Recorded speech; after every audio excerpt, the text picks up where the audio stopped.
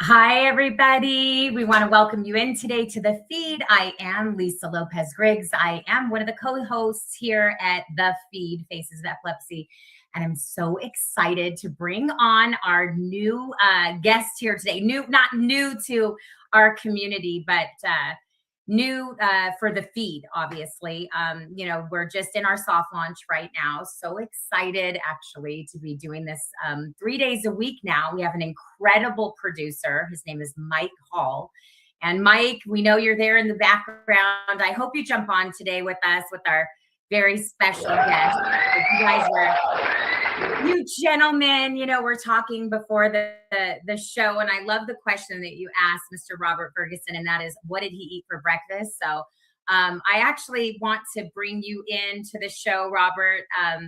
So excited to have you on today. We haven't been together for a minute on a show. So excited that we're able to do this. Well, good to see you, Lisa. Good to be here, and looking forward to having a fun and productive conversation. Yes, I am too.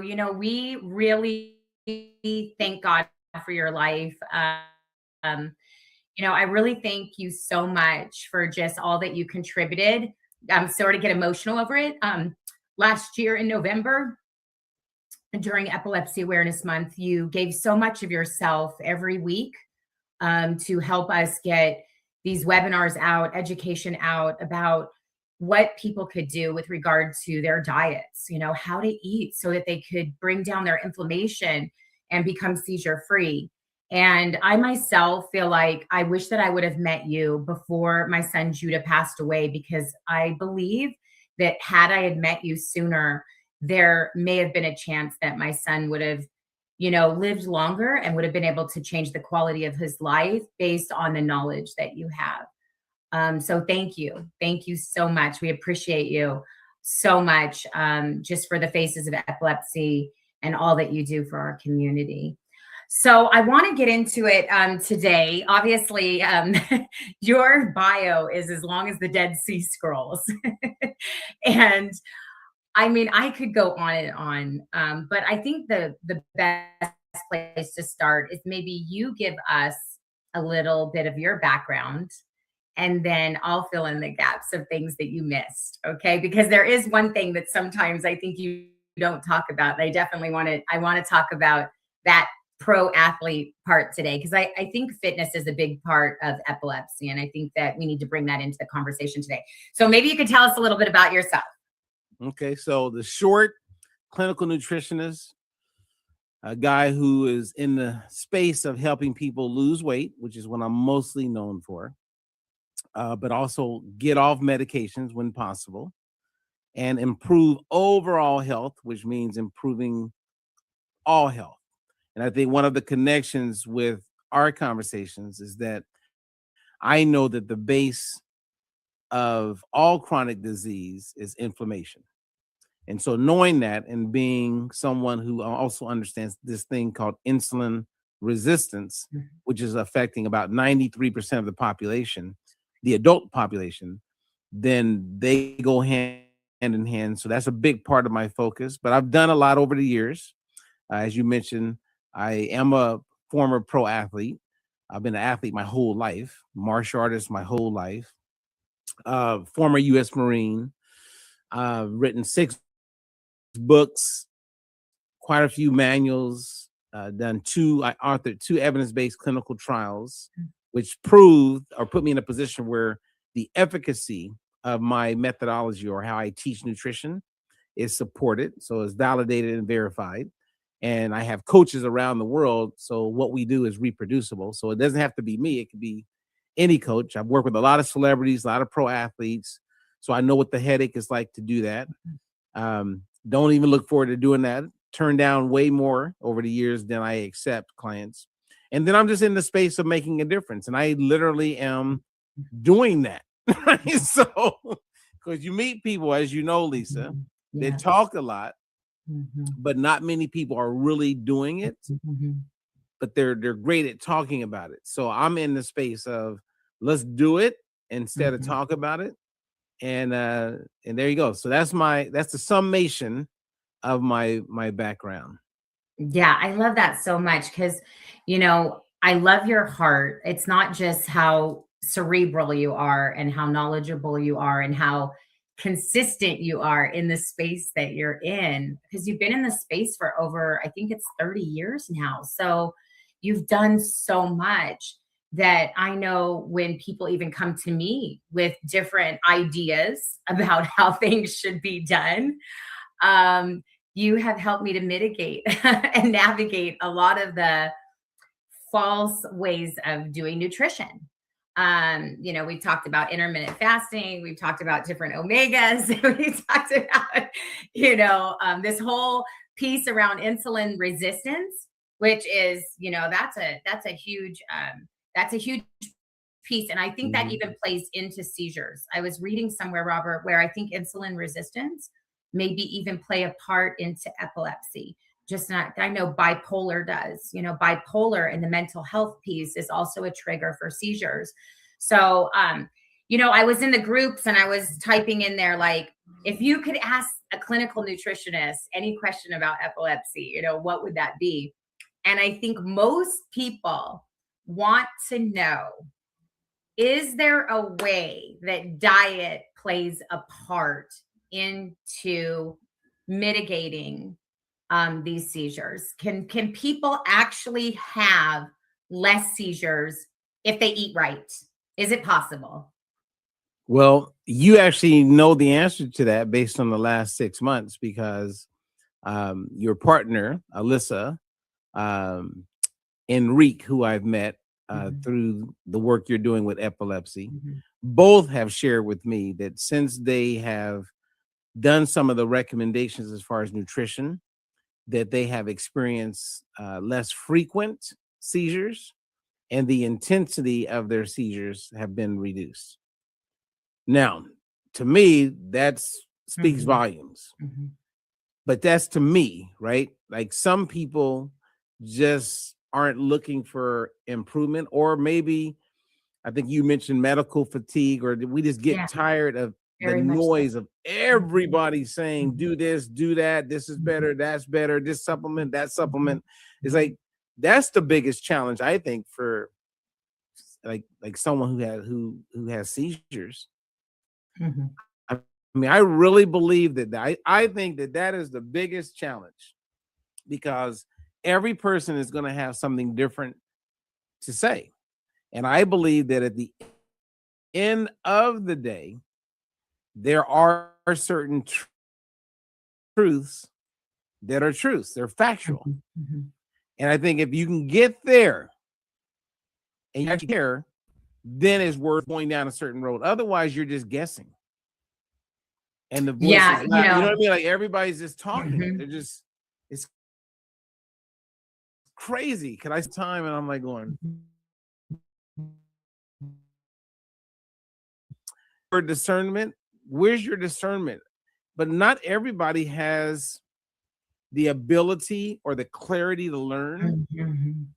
So then they can't get it, even though you may get it. So anyway, I think that's the big challenge. So based on the question that you asked, there is a way that you can eat, even in the United States and Canada, because the food and the way it's grown and everything's been so challenged. There is a way to eat and still feel like you're eating and having a good time with food, but yet eat in a way that makes it where you are less.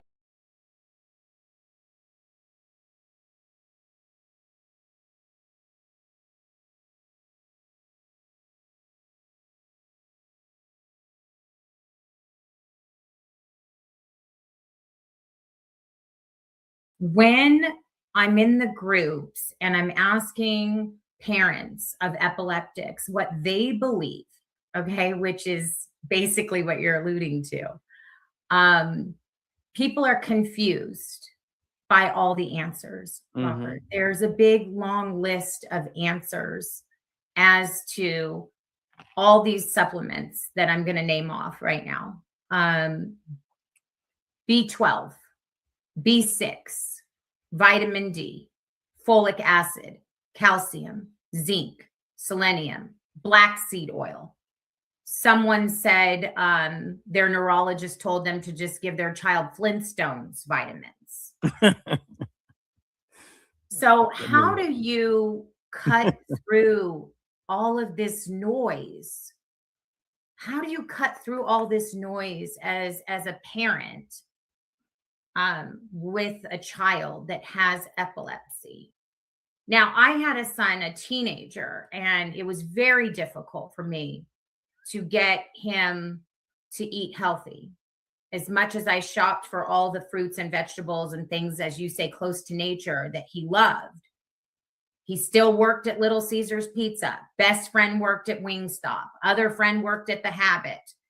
How do we, I mean, is there some kind of magic that helps us when these kids want to continue to eat the way that they're eating? And then how do we know what supplements to take as a parent or give to our child?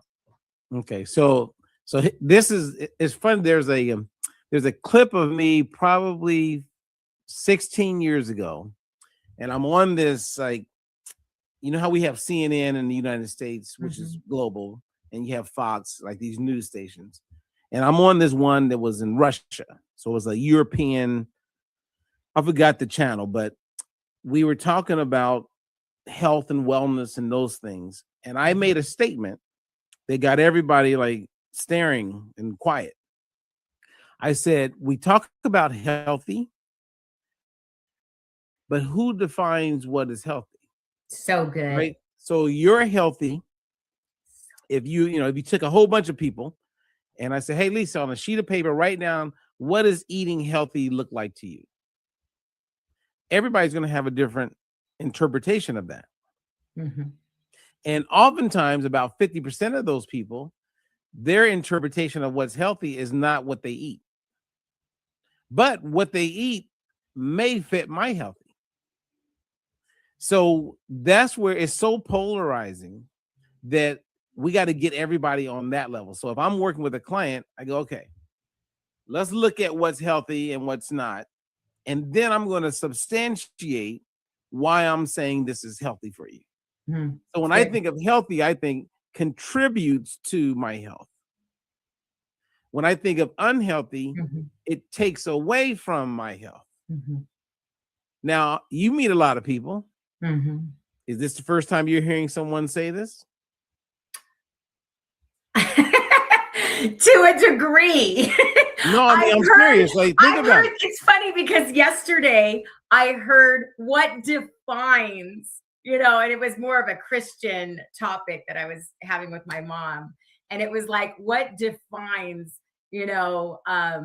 surrender to God, or serving the Lord in those ways, like serving him the way we want to, or the way. So it's interesting. I would imagine that it has to. So no, I'm just going to go with no, I haven't. Not in this circle, not in health. No. Right. So if you took everybody and we said, okay, let's all get into a room and let's get all of your favorite experts, and each expert you got 2 minutes to define how, like, explain how you, like, what you believe is healthy. What does that look like? Everybody's going to say something different, but eventually there's a truth that will come out of it. So good. Right. So eventually you're going to have a truth, and then it's up to each one of us to accept that truth, which I'm a big fan in psychology, that there's wanted realities and there's unwanted realities. So with my kids, when we talk, I know what they want. I know what I want. We know what would be great. They're all realities. Some of them are going to be wanted. I want that. And some of them are going to be unwanted. But the common factor, the thread that's true, is that they're realities. So you can eat Twinkies every day and all day, and you can lose weight. That's been proven. A top professor, someone that I've actually interviewed, talked to, did it. He ate Twinkies every day, I think every 3 hours, 3 times a day. He ate a little bit of fruits and vegetables and walked and lost like 20-something pounds in a short period of time. All his metabolic numbers got better. But you could be going, wait a minute, Twinkies are unhealthy. Okay. But what makes it unhealthy? Because there's a guy, and you guys can go on CNN, or go to YouTube and type in Twinkie diet. And I'm not telling you to do this, but his goal was to make a point that at the end of the day, for him, having a PhD in dietetics was to demonstrate to everybody that it's about how much you're consuming, not always necessarily what you're consuming. That's good. Right. And then if you follow it after that, what happens is, if you lose weight and all of your metabolic markers improve, triglycerides, cholesterol, all the things that we look at as key things to watch, if you do it unhealthfully, which I could define, you will see improvements. But if you stay there 3 to 6 months later, all of those improvements will go back to where they were, which weren't good. That's when they get, so sometimes markers that say you're getting healthier are going to only be there for a period of time and then they dissipate. Interesting. But it all comes back to biology and physiology. Right. Makes so much sense. So for your audience, and B12, take this, take that. My thing is identify your level of inflammation and run with that. Because we can look at that through blood work with the basic tests that you and I are aware of, right? So if somebody reaches out to you and they get their inflammation scores, then work from that. Yeah, I think that's such a good thing because, you know, and you know about the press release that I wrote on the fatty acid profile test. I did that based on the knowledge, you know, that you made me aware of with regard to the fatty acid profile test. I did my own research with regard to omega-3 because I remember coming to you when I first met you last year. And I asked you, I said, have you ever written an article on epilepsy and inflammation? And is there a play here for the supplementation of this omega-3, you know, with high polyphenols? And could it have helped my son? And I think when I first found out that it could, it was actually really painful to hear that truth. And I wonder if people listening today would actually want truth, because truth can sometimes be painful. Yeah, a lot of people run from it, but eventually. Say that again, Robert. Well, a lot of people run from it, but eventually you're gonna have to deal with it in one way or the other. So what I've learned is communication is very powerful on all levels, and that includes communicating with yourself and being informed. And so, and it's not as scary as you may think it's going to be.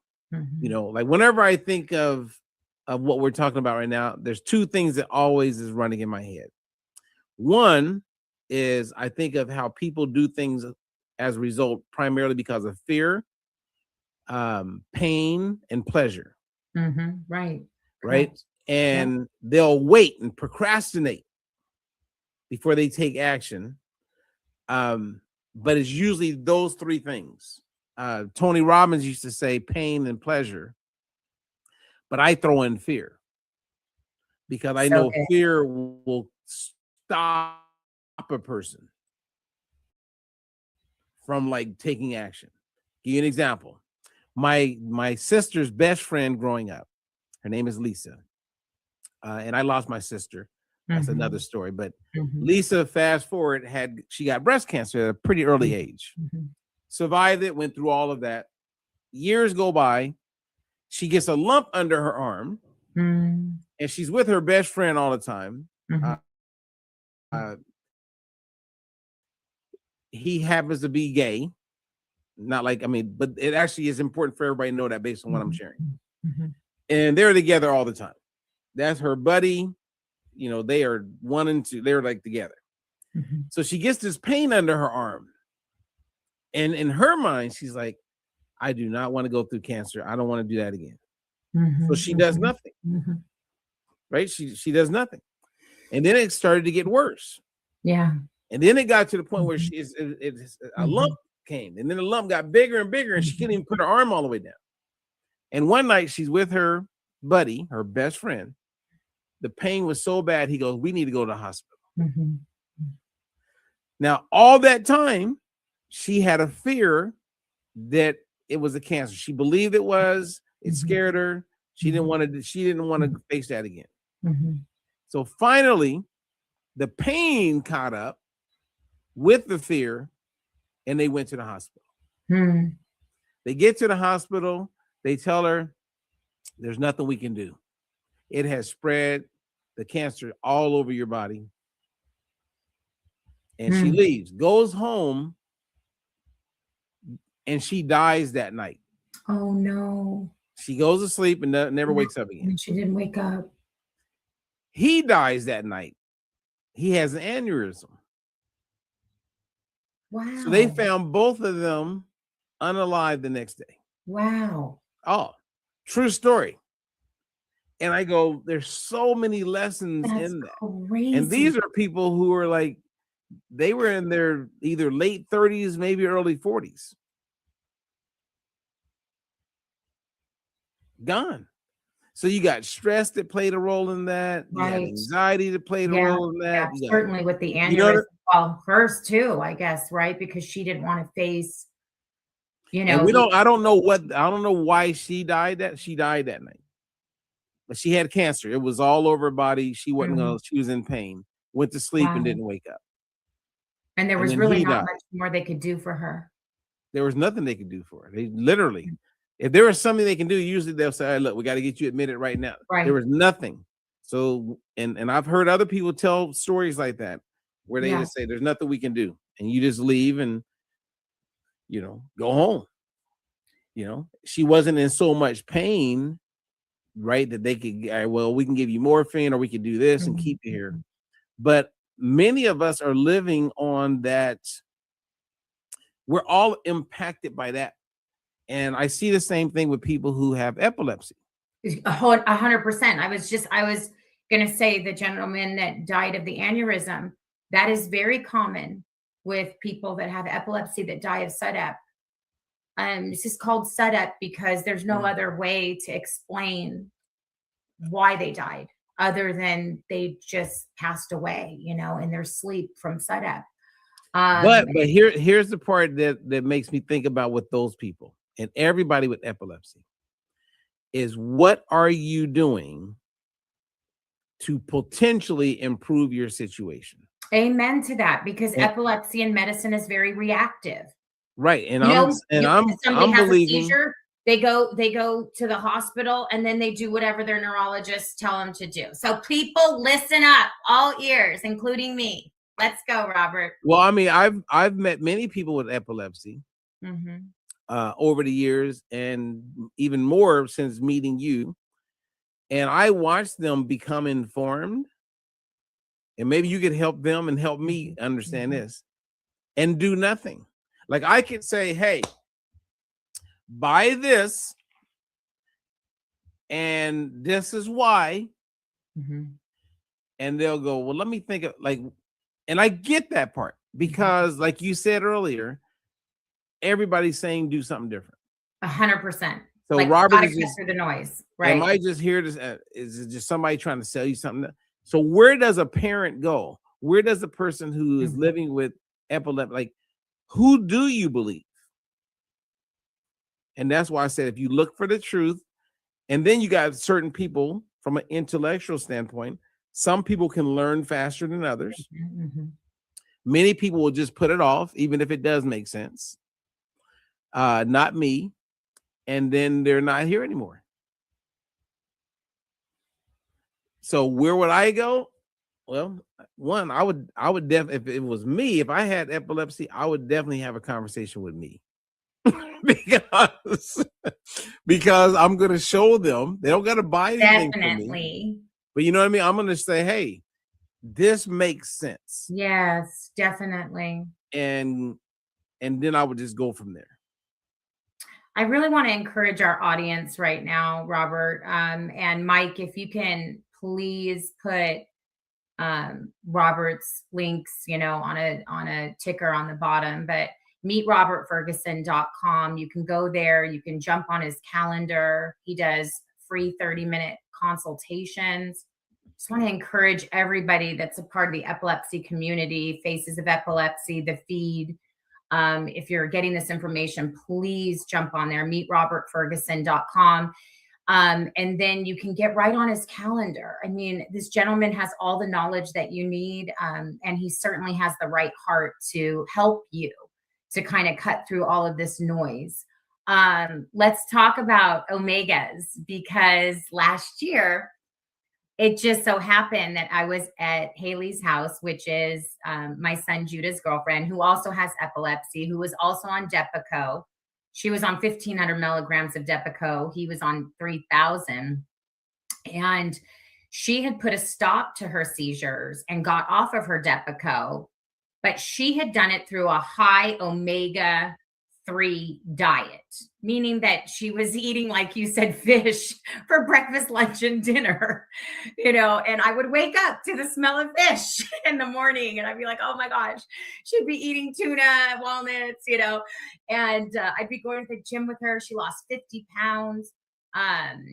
And then it was just at the same time that you were also telling me about this balance oil. And then I was being confronted with this truth because I had already lost Judah to epilepsy. And I was doing my own research and seeing, oh, wow, there is really something here with a high omega-3 diet. Now, there are also a lot of people that talk about keto diet. And I know that you have, obviously Diet Free Life is your brand, which is your whole methodology that actually works and has been clinically proven, and it's all science-based. So what do you think about the keto and the omega-3 and all of that? Like, if there's one supplement that everybody should be taking, I believe it's the balance oil.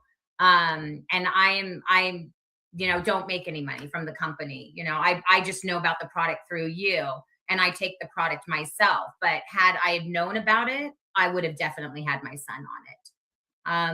Why do you think it's so important for epileptics to be on an omega-3 like balance oil? Okay, so that was there's 3 or 4 questions in that. Yes, I know you're capable to do it. No, I mean, I of course I'm capable. I'm just letting you know. That was a lot to unpack. Well, I mean, and there's probably something that I may miss. But number one, I would go to the keto diet. I don't have a problem with keto, carnivore, whatever diet that people want to go with. My question is always, what are you not getting? So it's not what you're doing, it's what you're not doing, what ends up becoming the problem. Mm-hmm. Right? What's the gentleman Peterson? He's a pretty popular psychologist. Jordan Peterson? Yeah, Jordan Peterson. Mm-hmm. So his daughter got on nothing but protein, kind of like a keto omnivore type thing, right? Mm-hmm. For years. She's been on 6-7 years. She said all these things cleared up. And most recently, she's back to eating carbs. He went on and on about not eating carbs, and it was working for him. And you look at a lot of these people that are influencers, and they do it for a long time, and a lot of people jump on board, or they feel like I'm going to do it because they did it. Mm-hmm. That's influence traps. Because you're doing it because of an influencer, there's no science really behind it at all. Mm-hmm. Now, I know some really good gastroenterologists. Do you know any gastroenterologists, Lisa? I know one. Okay. Are you Her name's Dr. Becky. Are you close with her? Yes, pretty close with her, actually. I have not close met enough one. To get her on the phone. I could get her on the phone with you. Okay, well, my point is, I've never met a gastroenterologist who says to avoid fruits and vegetables. They look at the colon. I mean, okay, this is what I call just people. So, because they'll say, well, my doctor does carnivore, my doctor recommends keto. Okay. There's doctors, there's family, there's cardiologists, there's different specialties. If the doctor is a gastroenterologist and they look at the colon every day, all week, they went to school for it, that's what they do. Why are they not doing carnivore and keto? Because they know the importance of dietary fiber. Exactly. They know the importance of it. Now, your other physicians, they're not special. That's not their specialty. So my whole thing is all people got to do is just take a moment and think.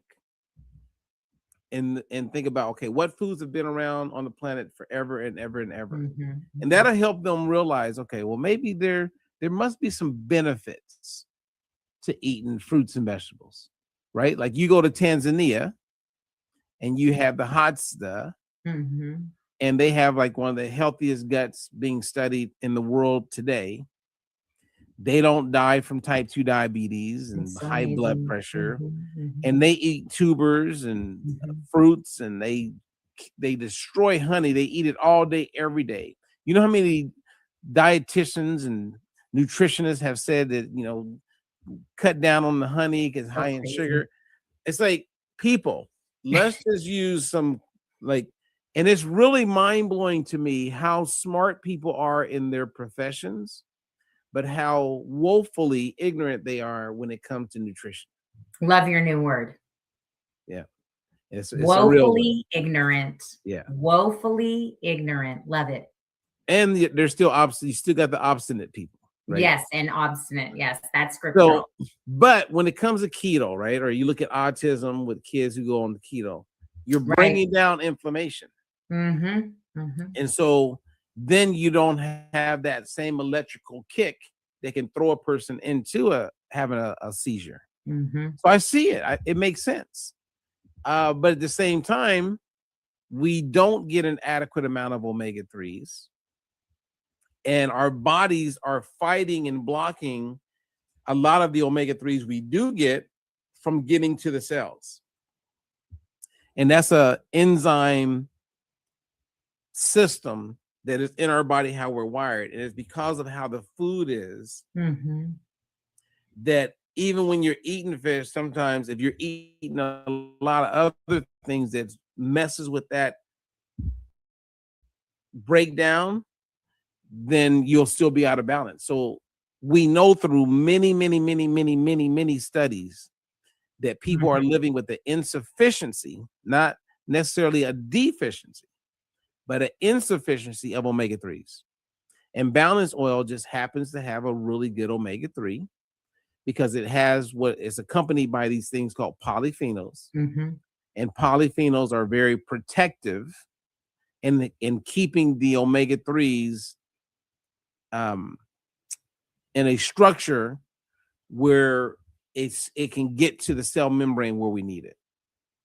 And right now, there's no other. I have not seen any other product, and I've looked at 22 different products that people Mm-hmm. took, Mm-hmm. and when we tested them, they didn't do what balanced oil does. So for me, it fills a nutrition gap that 99% of the population has, and 98% of the 99 have no clue that they're living with insufficiencies.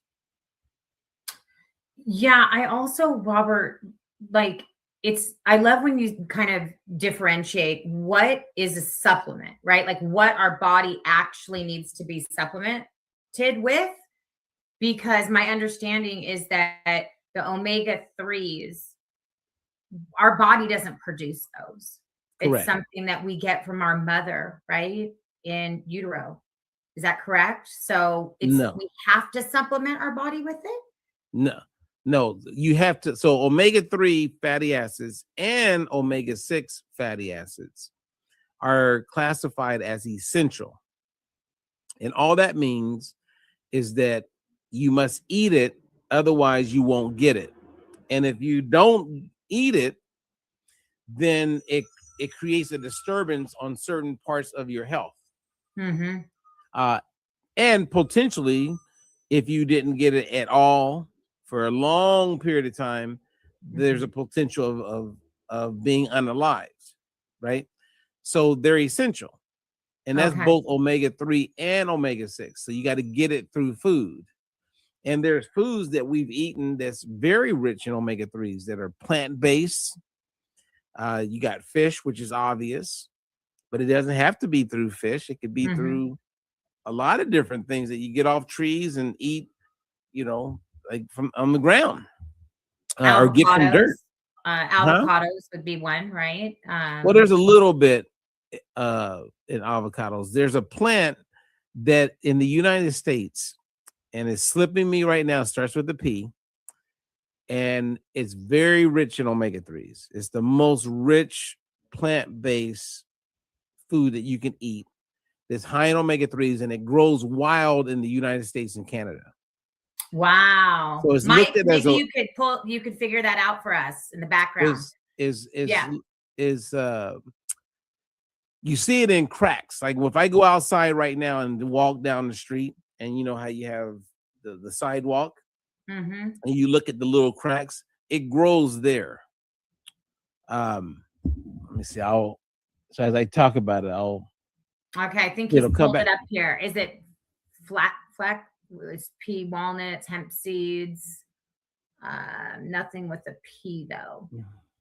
See, flax No. seeds, chia seeds, hemp seeds. No, I mean, okay, there's a little conspiracy where I'm going with this, right? So look up, it's is it called purslane? Purslane? Yes. Okay. Purslane, Yes. a leafy green with surprisingly high ALA content. There you go. There it is. Purslane. Yeah.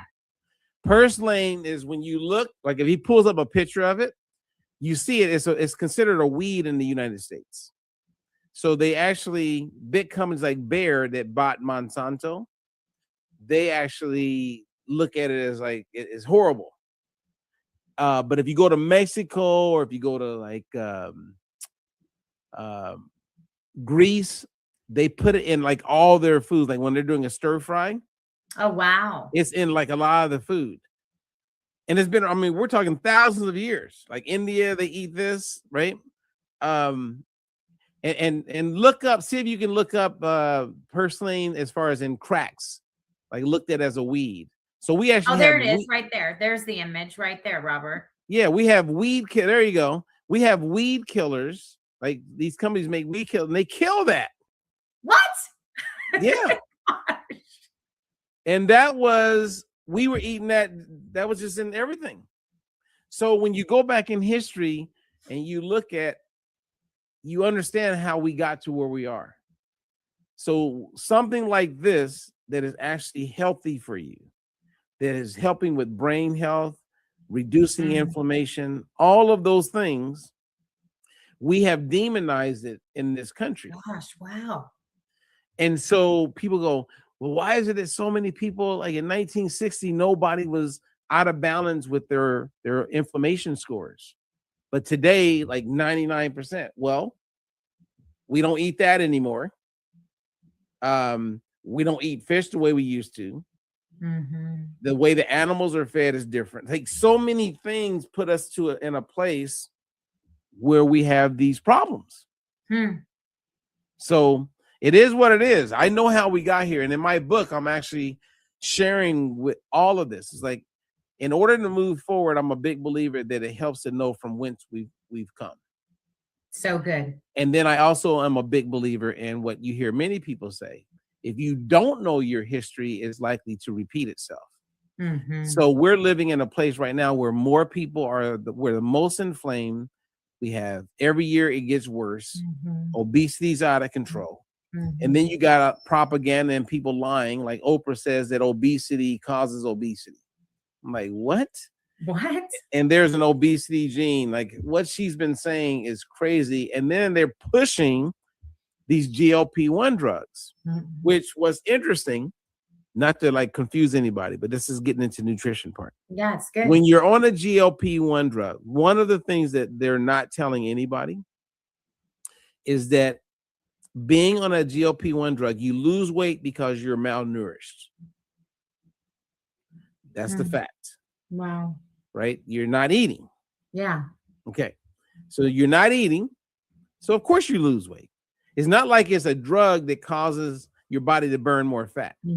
It's not like a thermogenic. And no one's even talking about that part. Like if you, I mean, like most people who lose weight on the GLP-1 drug don't even know that they're losing weight because they're not eating. It's not like it's creating anything. And then if you use discernment and you go, okay, so Robert, if you're a nutritionist, I have a question for you. I go, yeah, what's the question? Well, when I eat a regular meal, how long does it take for that meal when I eat it to actually digest and get absorbed? And I would go about 2 to 4 hours. So that means if I eat some chicken and rice and broccoli, in 4 hours, it's out of my gut, it's gone. I go, yeah, 2 to 4 hours. Wow. But if I'm on a GLP-1 drug, how long does it take to do the same thing? About 12 to 24 hours. Wow. So wait a minute. That's like if it makes sense naturally to bake chicken for 45 minutes to an hour, that would be like 2 to 4 hours. But what would happen if you bake chicken for 12 to 24 hours? Same temperature. Everything changes. It goes against what's autonomic. Right. And then at the same time, when you're malnourished, you're inflamed. Because if food sits in your system, insulin is constantly being secreted. If insulin is secreted, that turns on a whole bunch of problems. I mean, I would like to know, like with people who have epilepsy, I'm going to guess that they don't recommend GLP-1 drugs for people with epilepsy. I'm going to ask it now in the groups. I'm Yeah, going to ask in the groups. But I want to hear what Mike has to say to this. All right, Mike's in the house, everybody. Yeah. Hey, you got on GLP? We're getting close. Yeah, I don't want to. This is for Robert. Yeah. I love it. Hey, Robert, I just want to. Yeah. Anyway, all right. So, little fun there. But you brought up the GLP-1, and that's what I wanted to ask you about. So real fast, a couple of things there. One, I do know a couple of people with epilepsy who are on Ozempic as well. The doctor prescribed that to them. But the more I look into it, and I think we all know people on Ozempic or something like that. And I'm in the Midwest. Let me explain to you, from being from the North Texas area. When I moved originally to Hawaii and then LA, one of the things I was originally surprised about was how many skinny people there were. Like literally, if you never have lived in another place, you don't understand how overweight your community is, because it's just your community. But I promise you, probably, I would say well over 50% of everyone here is at least 20 pounds overweight, like going to the mall and that kind of thing. So many people are on these drugs out here. However, every single one of them feels sick, like all the time. They seem to have a plethora of other issues and problems, specifically digestive. And then you said something earlier, which I thought was interesting, about inflammation. We kind of went past it real quick, but I wanted to bring it back. And that was, you were talking about the electrical pulses that throw off with inflammation, which I think is a very, very important indicator and factor for folks with epilepsy, is those firings there. So if you could speak a little bit about some of the harmful side effects that you're aware of the Ozempic style drugs, GLP-1, but for us folk, it's Ozempic is what he's talking about, and the derivatives of Ozempic. If you could talk about that, and then maybe touch on the electrical pulse thing with inflammation you were talking about a little bit as well. Well, it's interesting. Okay, so with GLP-1 drugs, you lose weight. And so we live in a world where we can't see the forest through the trees. Or it's like a smoke and mirrors tend to like grab people from a marketing standpoint. So yes, you're losing weight. So I'm looking in the mirror. This is working. I don't know what that Robert Ferguson guy is talking about, but I am down 60 pounds. Woohoo! Well, behind the scenes, insulin is elevated. So you have metabolic health issues. We're starting to see people, as they drop weight, more people are getting fatty liver. So why are they getting fatty liver? Most people, if you lose weight, you get rid of fatty liver. Because that is a metabolic thing taking place on the backside. And insulin, when it's elevated, can interfere with your body burning fat. So most of the weight loss is not fat loss. It's coming from skeletal muscle. That's why a lot of times you see people, not just because they lost weight really quick, they got the Ozempic face, they got the Ozempic butt, right? They look older, and that's happening to a whole bunch of people. They just look older because they're on these drugs. And a lot of that has to do with the fact that insulin's elevated. They're not losing fat, they're losing skeletal muscle. Okay, so that's number one. Number two, when it gets to the point where when we're stimulating or increasing the likelihood of those electrical like impulses that result in a seizure. Think about, I bet most of the women, when they have their cycle and they're epileptic, is probably when they have most of their seizures, because a lot of the shifts that are taking place in the body, and insulin goes up. Wherever insulin's living, you have inflammation. So inflammation and insulin is like a two-sided coin. Inflammation drives insulin, and then insulin supports inflammation, because insulin is an anabolic hormone, meaning it causes growth. Insulin is responsible for how energy is utilized in the cells. Most people think of insulin because of diabetics getting sugar out of the blood, but it's responsible for how energy is used in the cell. And what's unique about insulin is that every cell in your body, brain cells, liver cells, muscle cells, bone cells, you name it, has a receptor for insulin. So insulin affects everything. And when it's elevated, that's not a good thing. So you want to eat in a way where insulin is down, and if insulin is down, inflammation's down, then you're going to see people have less seizures, and I bet you the intensity of those seizures goes down. Yeah, you know what? Also, too, I just want to say that even I've noticed, Robert, that women that are going through menopause that have epilepsy. So I saw it in the epilepsy, the women in epilepsy groups talking about that when their hormones shift, they start having more seizures. So I would agree with that, definitely. Oh man, and that gets really interesting with menopause, right? Because when you look at menopause, cell signaling is very important. So then we get back to cell membrane fluidity. And if you don't have an adequate amount of omega-3s in your cell membrane, then you reduce cell membrane signaling, which means the communication from estrogen, progesterone, you name it, the production, everything is reduced. So everything's thrown off. And when things are thrown off, then that means you got forced, like your body's forcing it. Your pancreas pushing more insulin. And as a result, you have disruption. Boom. You have electrical impulses. Everything's elevated. Seizure. So it just crazy. And you know what? If you follow the pathways, right? So if I was sitting on here with 5 doctors, neuroscientists, you name it, they would go, no, actually, that's a good point. Right? They're not going to say no to what I'm saying. Not live, right? Not on the video, because you can go open up the biology book, neuroscience, it's all going to be right there. They just haven't thought about it, or they are indoctrinated and they are just doing what has been protocol. But they're smart.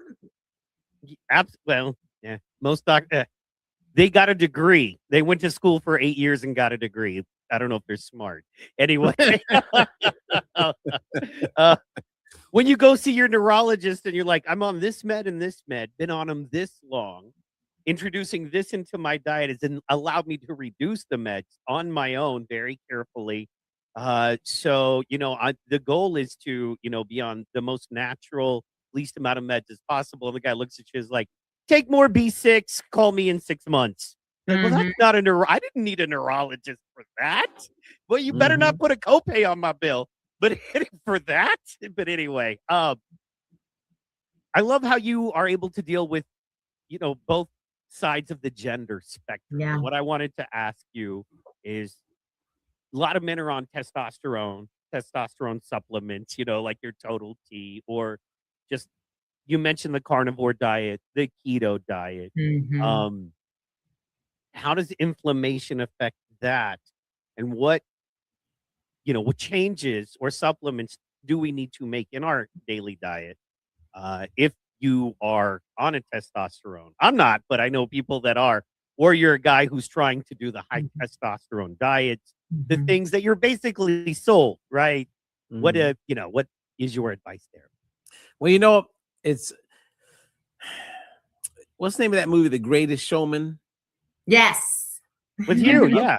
Okay, love that movie. Yeah. Me too. And based on what you just said, made me think about it, because I keep going back to omega-3s. And then everything, the answer can't always be omega-3s. And the reality is, when you like I had a lady who was having a challenge with absorbing iron.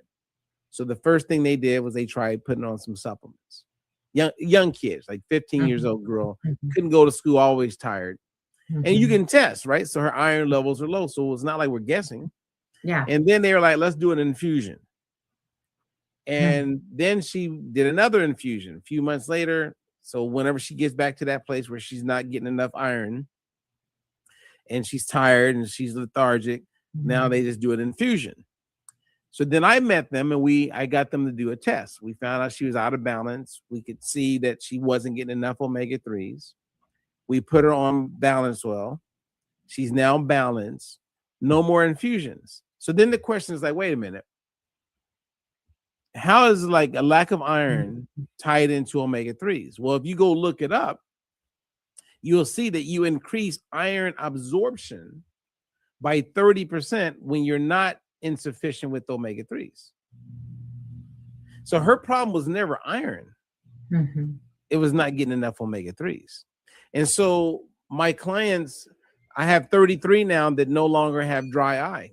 Their problem wasn't not wearing shades outside. They didn't have enough omega-3. So you start to see it in a lot of areas. And I would say the same thing when it comes to menopausal symptoms and when it comes to guys with testosterone issues. But you can force the body to respond, right? You can force it to do things if you overload it. And that's what happens with insulin, right?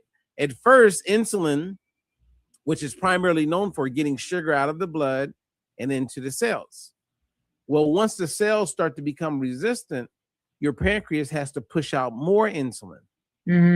And the cells start to get more resistant, and then it has to push out more. So if it has to keep pushing out more, now you have elevated insulin floating around the body.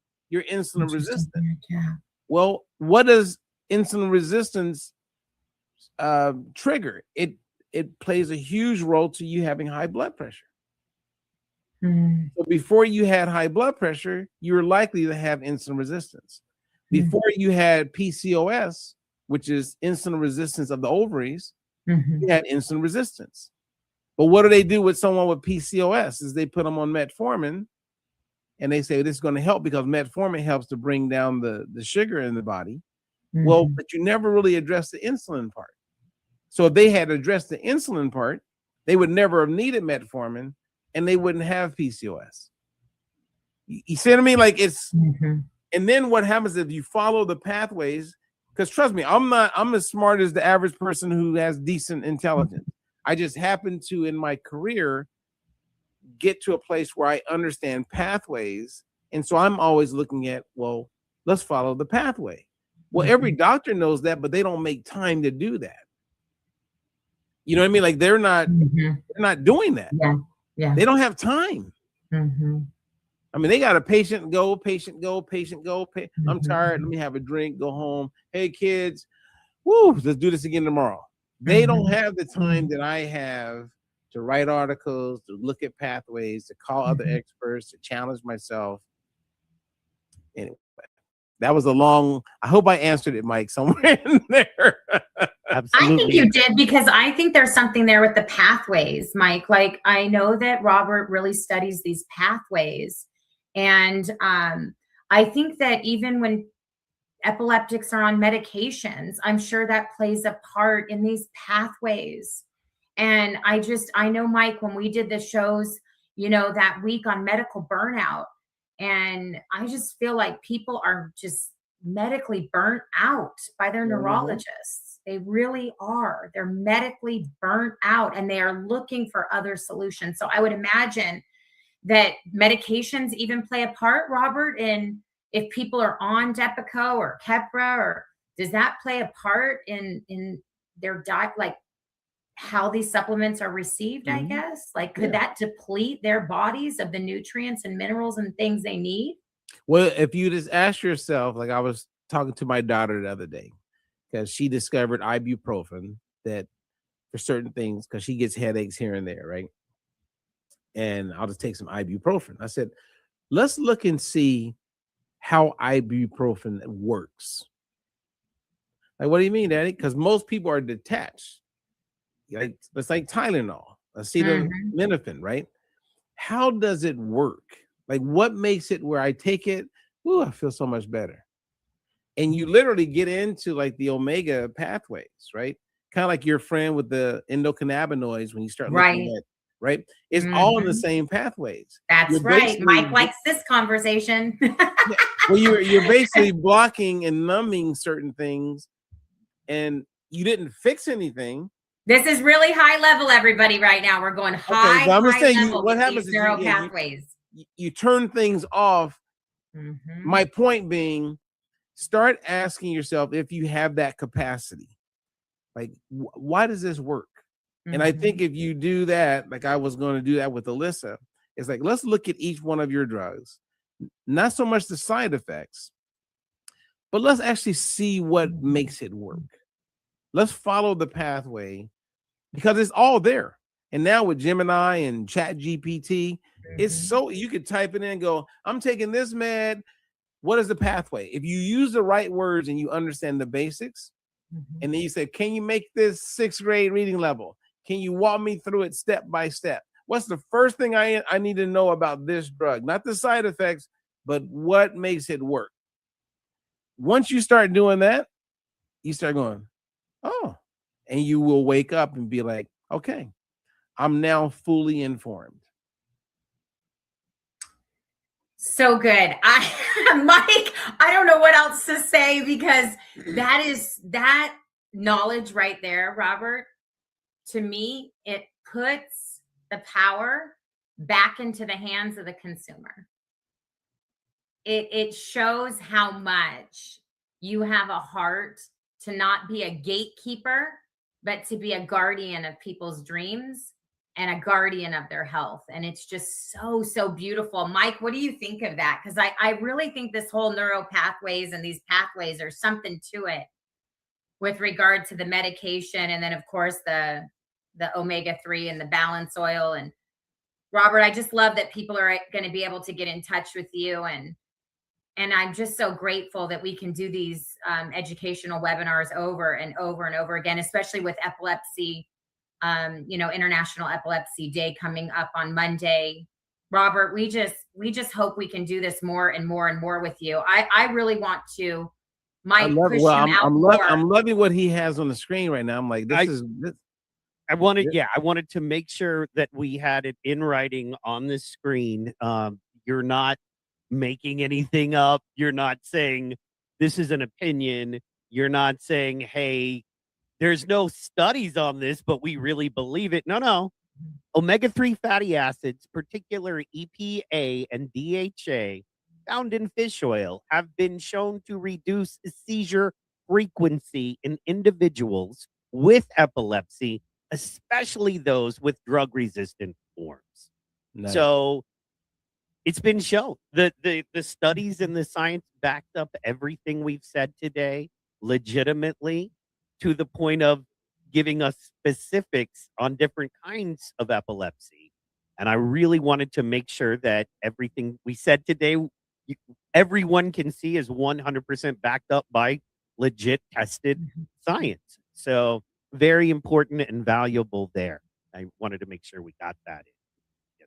No, that's nice. And there's a lot of studies. And here's the thing that I would, to summarize my point on balance oil, you can test it, because not all omega-3s are equal in quality. So when you can test it, and that's the game changer. Because, I meet people, and Lisa's been on some calls even recently. People say, oh, we have an omega-3. I go, you are not hearing what I'm saying.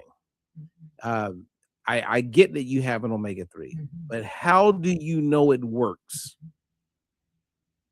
And I'll never forget, I don't know if you know who Dr. Judy Mikovich is, Mike. but she is always in the ear of Mr. Kennedy, and she's a dear friend of mine. And I was sitting with her, and we were going through some pathways for autism, and we were looking at glutathione and all these different things. And as we were going through the pathways, I said, "You just jump right over omega-3." And she was like, "Oh no, I always recommend omega-3s." I said, "Yeah, but how do you know they work?" And she stopped, and like, I'll never forget, she just looked at me because she is a scientist. And she goes, "Well, like, what do you mean?" I said, "Well, there's a test." And once I told her, she goes, "Oh, well, let's go with what you're saying." Like, she didn't even need to look, which she obviously got to see, but she was like, if there's a test to prove that this is actually working, why wouldn't any scientist go with that? But when you're talking to the average person who's conflicted or compromised because they're making money selling their omega-3, they don't care about a test. They just want to make their money. So that means they don't care about you, right? So you gotta, like, and that's why, you know, I'm pulled into balance oil, because remove the test, what would I be talking about? I would just say, hey, everybody, go get an omega-3, which I've done for years. You take away the test, man, I have nothing to say about balance oil. But because of the test, it's not my opinion, it's not you guys' opinion. Let's just look at the results. You can't keep that. Everybody, everyone watching this, get tested. Come to me if you don't go to Lisa. Lisa can point you to Alyssa, and they can help you out as well. Yeah. Cheers. Coaches under you. Yeah, I definitely think that everybody should get tested for sure, Mike. That is one of the big things that every epileptic should definitely take a fatty acid profile test, because they should know their inflammatory markers. And it's not something that's recommended by neurologists. You would have to know this information. You would have to hear this information from Robert or someone that came across Robert's path that was able to tell him. This is not something that your neurologist is going to tell you. They're not gonna recommend it, and they are not gonna recommend an omega-3. No neurologist I ever was at, and no neurologist that I've ever known about through other epileptics has ever said that. Not Enrique, not Alyssa. I don't know if yours has. I've talked to other epileptics, and no, it's never been recommended. Never. Absolutely. All right, guys, as we say our goodbyes, I'm going to hop off.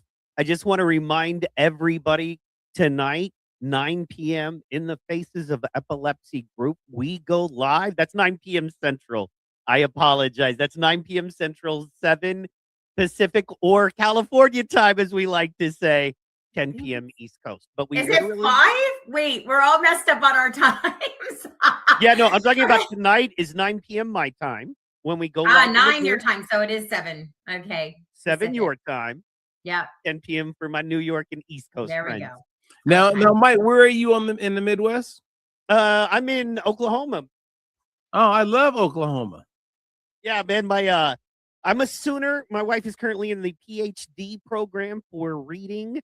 Not like she's a good reader already. I'm saying for children, to teach children to read. But she's in the PhD program there, teacher, and I do this and do a lot of community work. Yeah, man, we love our community. Born and raised here, was in Hawaii, was in LA, and you know how and Dallas, and you know how God sometimes brings you right back to. And I'm in the college town. We're big Sooner fans here. Okay, nice. Now, have you ever eaten a fish called crappie? Oh yeah, crappie. Yeah, you go get crappie. That's easy. You can get like 10, 20 when they're running. Yeah, and it's a river fish, right? Yeah, so or stream fish. Yeah, yeah, in the stream. Sorry. So in Indiana we have crappie, and I'm telling you, Lisa, this is my favorite fish to eat. But you can't buy it in the store. You have to go fish it. Like, it's the law. Yeah. Wow. Right. So it's kind of Indiana. And I go, man, I go on Facebook. Is there anybody going fishing this week? I will buy as much crappie as you can find. Oh. Now, here's something for you to know, Mike. Crappie is so good, and oh man, so good. Crappie is very rich in omega-3s. Which is good because a lot of people don't know that freshwater fish is a different animal than saltwater fish. Yes. As far as the nutrition, what they provide, yes. Mm. And it can be harder to find heavy omega-3s in freshwater fish Mm. versus saltwater fish. That's Yeah. I didn't yes, absolutely. Oh man, I could eat 20, 30 crappies. Like I just sit and just with hot sauce, man. Woo! Yeah. I love it. Well, I'm a Louisiana Red and then a Cholula man. Those are my two kind of go-to hot sauces, by the way. So. Oh yeah, I was Louisiana. I was red hot, but I'm a Cholula now, 100%. Yeah, yeah, I love that. And then side note, something you mentioned about honey, since we're just talking about fun foods here, I make sure every morning I have a tablespoon of honey. One, because I found it's very good for your blood sugar levels. And in the morning, it helps. And it helps with cravings, like with sugar, that kind of thing. And two, I recommend everybody do it because it's better than it's better than anything you could purchase, a 5-hour energy. Just take a level tablespoon of honey and eat that in the morning, raw honey, and you will be like, bing! Well, to make sure I get my honey every day, which I'm in full agreement with you, I have raw honey. I do a tablespoon in my coffee. Yeah, well, me too. Well, I put it in my coffee. I was just saying, but yeah. Okay, yeah. Every morning, it's a meditation. Man. Yeah, and it's a meditation and a prayer, I say, as I put it in versus sugar or anything. Because honey is gold, honey is royalty, honey is ancient. They speak about it in the Bible and even the Bible text. And so I put it in and I thank God for the blessings and the gold in my life. You know what I mean? And wealthy is an idea. Wealthy is an understanding. Wealthy is an acceptance of what God has for you. So no matter where I'm at in this world, maybe, or no matter what the bank account says, I put that tablespoon of honey in my coffee and I thank God for the delicious and the gold and the blessings as I get that engine going with my black fuel coffee. So, yes, sir. I'm with you. Yeah, well, thank you, man. This was fun. Thank you both for letting me come on the platform, and I'm here anytime. Just let me know. Love it. I love it so much. It was so amazing, Robert, to just reconnect with you. Just have a show with you again. And oh my gosh, thank you so very much. I hope you come back. I hope that we do this more often. And Mike, what do you think about that? I think we should have you on more. And I think you should be working with Mike as well. No, I like Mike. Mike is good. He's a pro. Yeah. And I think actually Mike has, I know that you love comedy and he's a comedian of sorts. He's open for Chappelle and who else, wow. Mike? Yeah, Chappelle, Cat Williams, Steve-O from Jackass, Brad Williams, a little midget, and then a bunch of lesser names but are legends like your Jim Florentines and Sam Tripoli's that, all done tons of work, albums, Comedy Central specials, just worked with them. And I had my own TV show at one time. This was about 20 years ago. Nice. It was called Man versus Bar. I would not do it today. In fact, I'm sober today. But back when it was kind of a hit thing on G4 TV, me and a buddy went to bars, just different bars, and drank and did the, chug competitions and met, the patrons and owners.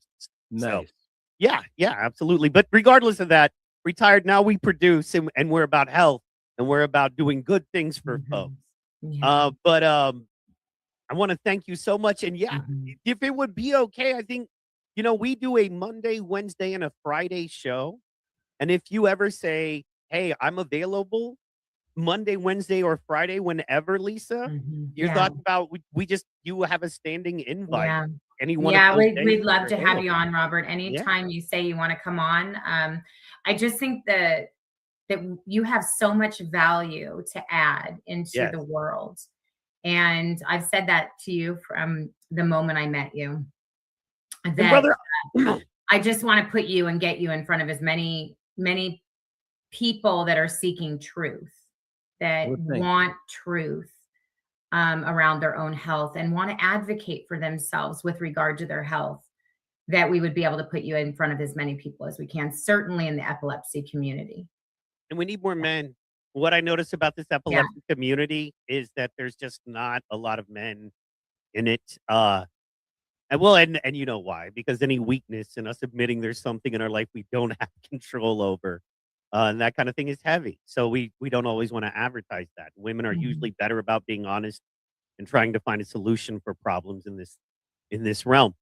So having you here to help us, and you're a guy's guy, and being able to talk to you and being able to have you represent is, I think, huge for men who have epilepsy. I don't know. I know you know Enrique a little bit. He's a good buddy. We do a sports podcast where we talk about sports stuff now too. And Enrique is an absolute warrior for the cause. And I'm trying to recruit all the guys I can. And so thank you. And we absolutely need your voice in this space. All right. Well, keep me posted. Yes, for sure. So thank you so much, Robert, for being with us today. We love you. We pray all God's blessings upon you, and good luck with your book that's coming out in November. We're excited, and we hope to be able to help you with getting that out in front of people as well. So thank you so much, sir. All right. Thank you. Okay. Have a good one. Bye, everybody. Thanks for joining us. Signing off.